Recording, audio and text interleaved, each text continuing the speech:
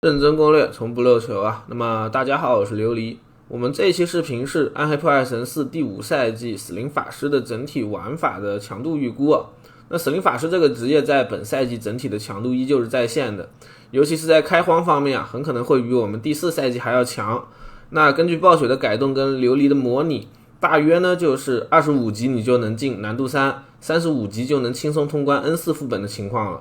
但如果你是要摸鱼休闲打，那么我建议你最好还是28级去打难度3，然后呢43到45级甚至是50级再去进难度4。后期我目前可以确定可玩的 BD 主要就是召唤跟古灵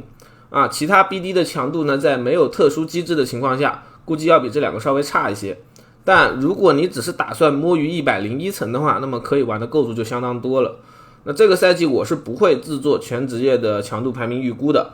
因为经过这几个赛季的磨砺，我已经非常能够理解暴雪设计师的能力了。新赛季中最强的玩法肯定是被玩家们呢在赛季中后期发现，而设计师懒得去修的玩法。而经过了第4赛季 PTR 之后，立刻砍成魔砍冰封球，开服之前又因为 Not of Control 把死灵28级傀儡精通修正到10级之后，国内的暗黑社区对设计师的水平已经充满了质疑啊。就我们与其相信你在 PTR 里找到的玩法机制反馈给暴雪之后会得到合理的修正补强不如藏起来等正式服偷偷爽玩反正死灵这边目前是确定有一个能够比较破坏平衡的强力机制，没有被人在网上录视频发出来过的。正式服它要是被暴雪修了，琉璃到时候就会把测试服的视频放出来图一乐。而其他职业的机制呢，我作为一个有一定道德水平的成年人，这里就不透露了。接下来聊一下死灵在第5赛季迎来的重点加强就首先是通用方面的改动，主要是集中在呢属性增益、BOSS 削弱跟玩法增益3个方面。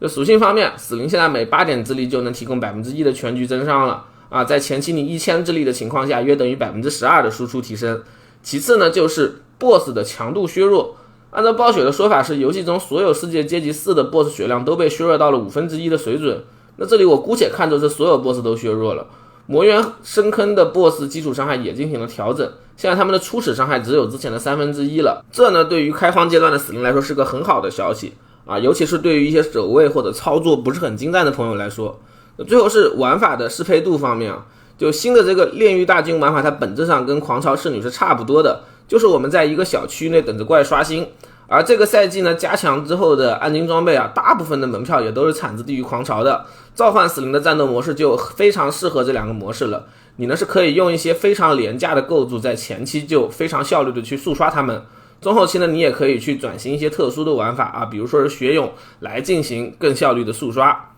不过呢，想要效率的速刷它们的话，一个稳定的网络环境就很重要了。这里琉璃推荐你使用奇优加速器它有专线加速暗黑4，秒降延迟，其中呢还是能一键下载加速战网，解决你的战网卡更新的问题。如果你之前没有用过这个加速器的话呢，可以在兑换这里输入琉璃获得免费的加速时长，试用一下，体验好了你再进行购买嘛。此外呢，奇优还内置了多项暗黑4的试用工具，从游戏百科到事件提醒应有尽有。无论你是新入坑的玩家还是回坑的老朋友，都能在这里找到你需要的妙妙工具。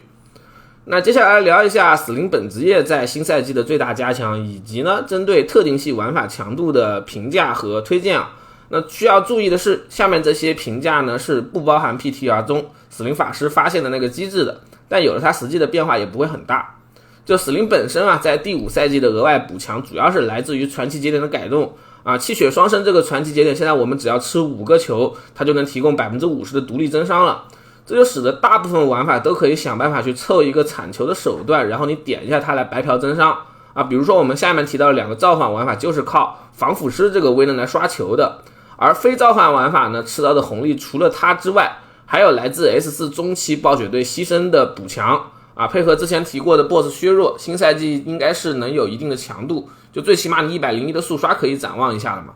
防御方面呢，在我们刷出军帽之后会有一个非常非常强力的通解，就是呢堆冷却之后，白骨风暴配合风暴护盾威能，在军帽的大量冷却或者是骨质强风或者是装备回火终极技能冷却情况下，我们是能做到就算不带警戒之墙也能无缝风暴的。白骨风暴的屏障机制暴雪也进行了修改让我们打满护盾的时间变得更短。虽然在极高层依旧还是站不太住，但如果你只是刷刷日常环境跟200 BOSS， 这个风暴护盾已经可以让你接近全程站撸了。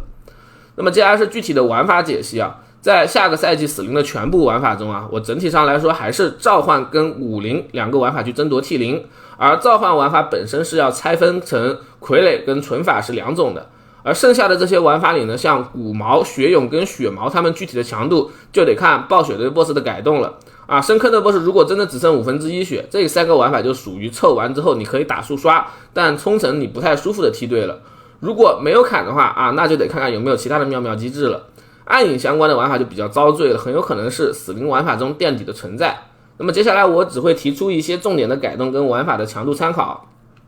首先就是前期钦定的开荒玩法召唤流，在缝合了吃球体系之后，它的实际强度会比我们第4赛季还要高一些啊，这主要来自圣剑威能的回归。这个威能呢，现在是可以作为被削弱的枯萎的平替，和枯萎不同的是它是全程生效的，我们不需要去思考自己怎么去叠枯萎，还有叠满枯萎之后要如何爆发，而它的这个负面效果是可以靠鞋子的每秒惊魂回复来解决的。这样呢，我们就可以被动直接带卡兰的法令，配合装备的词缀啊，后期我们就能不带狂乱王者这个威能了。然后呢，就还可以把暗影邪豹去掉，换成王者大军，或者我们前面提过的白骨风暴，对亵渎天性魂戒的需求也会降低一些。你换成部区指挥官打爆发也是完全 OK 的。琉璃稍后也会分享几套前期用的构筑，基本上就是你如果要坚韧选风暴，要输出就选大军，然后呢要省事你带魂戒，要伤害你就带传奇的戒指吧。前期呢就还是优先去玩主傀儡的召唤体系，中后期我们再看情况转型成纯骷髅法师的构筑。而召唤之外剩下的玩法里最强的应该就是骨灵了，这个玩法属于是暗黑4版的弃牌数了，设计师在持之以恒的每一个版本都给它小加强一波之后，下个版本它估计会是死灵冲城的最强玩法。我即使是按照 S5 PTR 的超难深坑来算啊，骨灵也依旧有一个150层左右的水准，如果正式服削弱联动的话，可能会打得会更高一些啊。就这个玩法它日常的速刷体验真的不太好，你用召唤开荒转骨灵装备可能会比那些一开始就去玩骨灵的人要好得多，但同为骨系的骨毛就比较惨了，虽然是也能蹭到一些骨灵相关的威能，但之前的削弱还是让它有些击中难返啊。就不管你是玩牺牲骨毛还是召唤骨毛，在第4赛季他们都是偏向速刷的存在，而在速刷这方面呢，他们很可能又比不过血勇。暗影系现在的主流玩法应该还是以持续伤害为主啊，就像暴击凋零的玩法呢，在离开剃头师之后，它只靠一个洗戒还是很难盘活的。而持续伤相关的打法就得看安头的改动了，如果安头的伤害啊和目前暴雪给出的面板是一致的话，那么缝合安头的混合打法呢，配合我们新版命运之拳给的高幸运一击还是可以打一下的啊，不然就只能走回以前那种猛堆暗影邪豹等级，靠加强之后的暗金来获得额外的邪豹等级这种思路了。这种打法打起来就比较拖了。当然啊，这个体系它运作不起来的根源还是枯萎威能的削弱，以及呢枯萎凋零这个传奇节点被暴雪加的上限。最后是血系相关的几个打法，主要就是血勇跟血毛这两个构筑吧。这两个玩法应该是下个版本中死灵吃到增强红利最大的玩法了啊！就无论是传奇节点、回火配方，还是暗金和传奇威能加强的力度都是很大的。不过我个人觉得加强的幅度还是不够的啊，因为这两个玩法的基础呢，相比召唤跟骨灵而言还是低了一些的啊。就根据我们 PTR 的实战检测，这个血勇呢在加强之后，应该是可以担任狂潮速刷还有罗盘组队时候的清怪位的啊，尤其是刷罗盘的时候，底层的血勇效率是非常高的。但它运剑精英跟 BOSS 的时候会有点便秘啊，就算暗金方面是有补强的，但是也不如你去招募一个队友来的舒服。血毛方面样本就很少了，而且这个玩法本身是需要一定的热机的，打群的效率它不高啊。不过血毛的优势就是它本身是能自动吃球的，配合这个玩法本身的高坚韧带来的极大容错，你想要体验一下跟怪战撸的话，凑一套玩玩肯定是没问题的。不过他们的具体强度高低啊，就还得看新版暴雪他们对深坑和 BOSS 的调整了啊。那么以上呢就是本期视频的全部内容，我是熬夜调整作息的琉璃啊，就让我们下期视频再见吧。